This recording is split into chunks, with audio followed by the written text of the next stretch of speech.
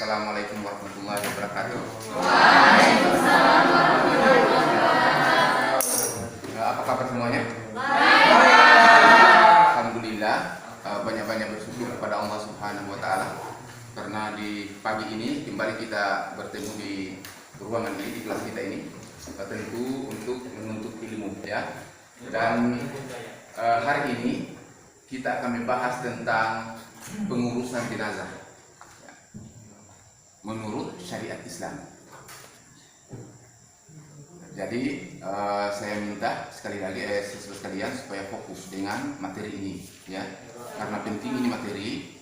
Kalau bukan kita yang mengurus jenazah orang lain, tentu orang lain akan mengurus jenazah kita, ya, dan itu pasti. Dan salah satu tujuan dari pembelajaran kita hari ini, ya, adalah untuk memahami bagaimana tata cara pelaksanaan pengurusan jenazah ini menurut syariat Islam. Salah satu tujuannya. Ya, kemudian kita mempraktekkan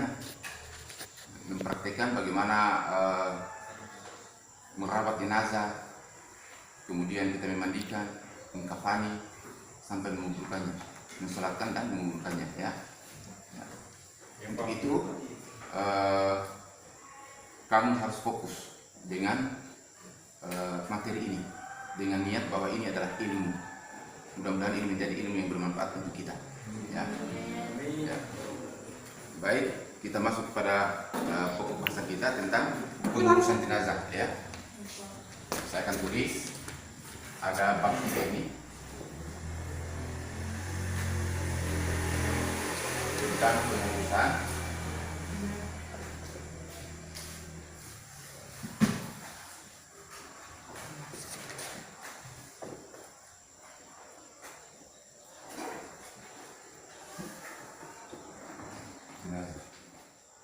Rasulullah SAW mengatakan bahwa setiap mayat yang meninggal itu kadang-kadang dia terbuka matanya dan terbuka mulutnya. Ditanyakan kenapa itu? Dia mengikuti orang yang keluar dari tubuhnya. Dan itu saja, dia akan tertutup itu. Kalau mulutnya tidak bisa tertutup, bisa diikat tubuhnya yang dipakai. Selanjutnya itu sudah dipastikan meninggal dunia, maka kita merawatnya dulu. Jangan lari-lari. Bapak saya meninggal, mama saya meninggal, jangan. Tapi diberi. Oh, habis ditutup dirawat begitu, kita pastikan dia aman, ditutup matanya sudah selesai, dilemaskan tulang-tulangnya, tangannya kalau dia meninggal keadaan seperti ini, maka kita selekupkan tangannya, kita lemaskan tulang-tulangnya, kakinya kita rapatkan, kita ikat ujung jari kakinya, sudah pastikan seperti itu aman, kita tutup dengan kain, baru kita cari imam, ya. Itu namanya perawatan jenazah, kita rawat dulu, pastikan dia aman, kemudian kita cari imam, ya. Pertama kita rawat dulu jenazahnya, ya. Kita harus tahu ini perawatan jenazah. Jangan kamu panik kalau dia sudah meninggal. Kemudian sudah selesai tadi. Yang kedua kita memandikan jenazah, ya. Kita mandikan.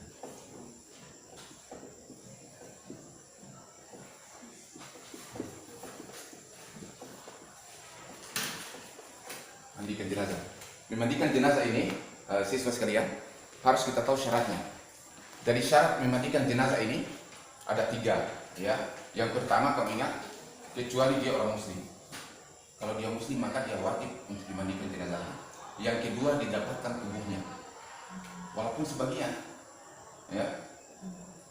Pada tangannya, ya, kakinya kalau didapatkan sebagian maka dia wajib untuk dimandikan. Itu satu, orang yang muslim. Kemudian dia didapatkan tubuhnya sekalipun sebagian. Kemudian yang ketiga tidak mati syahid. Tidak mati syahid, artinya tidak mati dalam medan peperangan. Ya, kecuali ibunya. Boleh juga yang mandikan, kata Rasulullah. Kalau yang meninggal itu perempuan, yang mandikan boleh suaminya. Itu boleh.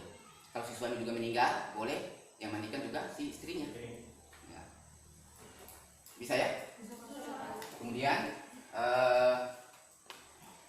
pelaksanaan, tapi ini kan nanti kita adakan praktik, ya, praktiknya bagaimana memandikan jenazah ini. Yang jelas intinya itu dia bersih, tidak ada bacaan-bacaan khusus untuk memandikan jenazah ini, tidak ada. Ini tidak ada. Bismillah, kemudian kita bersihkan dia, diawali dari bagian kanannya. Kita mengikuti seperti tata cara bagaimana memandikan jenazah sesuai petunjuk Rasulullah, ya. Ya Pak. Awal dengan karena kemudian harus bersih. Intinya itu dia harus bersih. Kemudian yang ketiga, setelah mandikan ini, yang ketiga mengkafani ya. Kita mengkafani jenazah. Mengkafani jenazah kata Rasulullah, kalau laki-laki jenazah laki-laki maka dikafani dengan 3 helai kain kafan. Kalau perempuan 5. Ya. Karena Rasulullah SAW ketika meninggal, dia dikafani dengan 3 helai kain kafan yang tidak bercorak. Jadi kalau laki-laki 3 helai kain kafan, perempuan 5 helai kain kafan. Bagaimana mengkafaninya? Nanti kita praktekkan. Tapi kalau sama dengan memandikan tadi tidak ada bacaan-bacaan khusus. Kalau 3 helai kain kafan kita bentangkan saja kain kafannya satu-satu. Kemudian taburkan dengan kapur baru yang sudah dihancurkan ya, yang sudah dihaluskan. Simpan lagi 1 kain kafan, tabur lagi dengan kapur baru. Simpan lagi yang ketiganya, tabur kapur baru, angkat mayatnya, simpan, kemudian ditutup. Ya. Satu-satu diangkat kain kafannya seperti itu, baru diikat. Ikatannya itu memang sudah disiapkan 3 helai. 3 kain Itu perkataan Rasul ya. Kemudian yang keempatnya apa? Mensolatkan.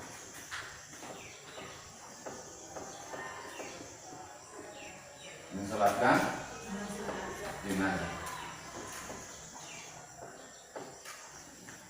Mensolatkan jenazah. Mensolatkan jenazah ini, kalau jenazahnya laki-laki maka imam berdiri di posisi bagian kepalanya. Ya. Kalau perempuan jenazahnya, imam berdiri di bagian tengahnya. Ya.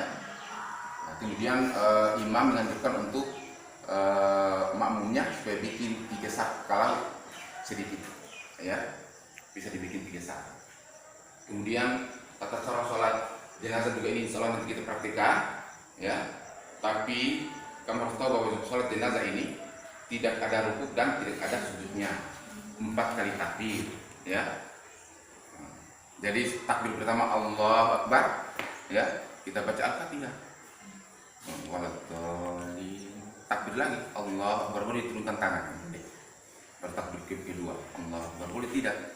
Dan bersedekah langsung takbir Allahu Akbar, baca salawat. Salawat yang dianjurkan itu salawat ketika kita duduk tahiyat waktu salat. Ya Allahumma shalli ala Muhammad wa ala ali Muhammad kama shallaita ala Ibrahim wa ala ali Ibrahim innaka Hamidum Majid. Allahumma barik ala Muhammad wa ala ali Muhammad kama barakta ala Ibrahim wa ala ali Ibrahim innaka Hamidum Majid. Nah, itu yang dianjurkan untuk baca salawat ketika kita sholat jenazah. Ya, bertakbir lagi Allahu Akbar, berdoa. Untuk siapa itu doa takbir yang ketiga ini? Untuk khusus si mayit. Kita berdoa dalam hati kita, ya Allah ampunilah dosa-dosanya, ya.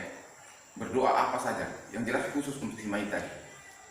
Tempatkan dia di tempat yang baik, jadikan itu kuburan seperti taman-taman di surga, ya Allah, ya. Menyembuhkan jenazah, menguburkan jenazah. Menguburkan jenazah ini tidak ada bacaan-bacaan khusus, hanya ketika kita hanya belajar tentang tata caranya, atau ada padanya ketika kita masuk di pemakaman, ya kita lepaskan sendal kita misalnya, ya. Kemudian kita masuk di pemakaman tidak boleh kita duduk di atas kuburan, memasukkan mayat misalnya lewat kiblat, dari arah kiblat, kemudian bisa juga lewat samping, bisa tata cara untuk bagaimana kita masuk di pemakaman sampai kita masukkan mayat itu ke liang lahat. Ya, dan tentu ini bisa kita berbicara tentang kuburannya, ya, diluaskan kuburannya, dibikinkan di liang lahat, bukan syak, ya. Kalau syak itu kata Rasul itu kalau orang musyrik, sedangkan liang lahat itu untuk orang-orang muslim, ya. Kemudian kita hanya membaca saja Bismillah dengan nama Allah dan atas agama Rasulullah. Maka kita masukkan tidak ada bacaan-bacaan khusus. Kemudian kita berdoa untuk si mayit tadi. Doanya sama seperti tadi, ya. Mudah-mudahan dia diampuni dosa-dosanya, ya, dipertemukan dengan keluarga yang lebih baik daripada keluarga yang sebelumnya, dipertemukan dengan saudara-saudaranya yang lebih baik daripada saudara-saudara sebelumnya. Seperti doanya seperti itu. Doa yang baik-baik untuk si mayit tadi. Bisa dipahami ya? Kalau ada pertanyaan boleh ditanyakan. Di antara perawatan jenazah, memandikan jenazah, mengkafani jenazah, mensolatkan, ya, kemudian menguburkan jenazah. Kalau saya juga diambil tuh orang meninggal ini, mereka pada saat mau tutupan itu mereka azankan dulu. Ada tuh pada saat tutup pakai kayu kayu itu diazankan dulu. Kalau laki-laki diazankan, kalau perempuan di iqamah kan, begitu Pak Guru. Kita jelaskan di dalam ya. Tapi kalau kamu melihatnya jangan kamu bantah, tidak boleh. Tidak ada itu sunnahnya itu untuk mau azan atau mau qamat, tidak boleh. Ya. Ya Pak. Nanti kita tetap mencari ilmunya ya. Masih ada lagi? Yang kelompok lain mungkin?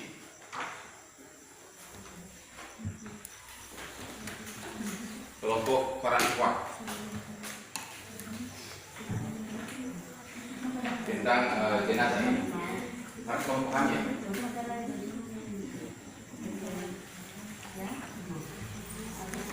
Ada pertanyaan?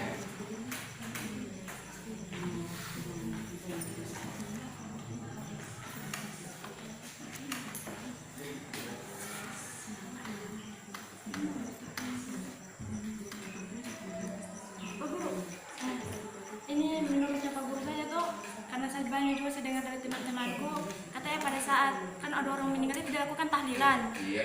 Kebanyakan orang dari orang lain itu tahlilan itu dibolehkan, tapi banyak juga dari agama-agama kayak semacam saya tidak tahu dari jalur apa itu dilarang itu tahlilan. Kalau menurut Pak Guru bagaimana itu? Tahlilan itu dibolehkan atau tidak? Diperbolehkan atau di Ya, tahlilan ini sebenarnya sama jawabannya seperti tadi. Kita akan berbicara lebih lanjut kalau waktunya nanti insya Allah ya panjang ya. Ya Pak. Tapi itu saya yang saya jawab ini tentang masalah tahlil ini. Kamu harus tahu pahami apa makna tahlil ini. Tahlil berarti mengucapkan kalimat la ilaha illallah. La ilaha, kemudian tergantung niatnya untuk apa tahlil itu. Kenapa dia tidak hadir? Bapakmu tidak hadir? Dia tahlilan hari ini. Tahlilan berarti dia mengucapkan la ilaha illallah. Nah, jadi tergantung di mana ditempatkan itu tahlilan ini. Untuk apa dan bagaimana keadaannya ya. Soalnya nanti kita lanjut untuk menjelaskannya ya di waktu atau di kesempatan lain. Saya Pak, Ya. kenapa jenazah orang tua laki-laki tidak bisa dimandikan dengan anak perempuan? Oh, jenazah untuk orang tua yang laki-laki tidak boleh dimandikan. Siapa yang boleh? Dimandikan siapa yang bilang tidak boleh? Ya saya dengar dari orang-orang. Ya, itulah yang kalau keadaannya seperti itu maka dibiarkan. Kalau di kampung itu misalnya tidak boleh. Tapi syariatnya itu sebenarnya boleh. Ya, memandikan. Kalau untuk laki-lakinya, bapaknya dimandikan boleh dengan dia menggunakan sarung tangan, ya, kemudian membersihkan di bagian dalamnya itu tidak perlu menyentuh auratnya, ya, tidak perlu. Tapi Allahu a'lam nanti kita tanyakan ya. Nanti kita tanyakan lagi karena berbicara tentang ini siswa sekalian tidak boleh kita berbicara dengan hawa nafsu kita ya. Kita harus berbicara dengan petunjuk sunnah Rasul dan dalil Al-Qur'an ya. Dan tidak boleh kita mengatakan ini seperti ini. Tidak boleh berhukum dengan hawa nafsu kita, tidak boleh ya. Makanya itu berhati-hati. Dan saya bilang tadi bahwa harus fokus dengan pembelajaran ini. Masalah yang tidak bisa digantikan sampai kita meninggal dunia, sampai kita juga diurus oleh jenazah kita, oleh orang-orang ya. Tidak ada rumus-rumus atau ilmu lain, ilmu yang baru untuk menggantikan syariat ini, tidak boleh dan tidak ada itu. Ini sudah seperti ini, makanya dipelajari, jangan hanya di sekolah tapi biar dibuat juga kamu tanyakan tentang ini ya.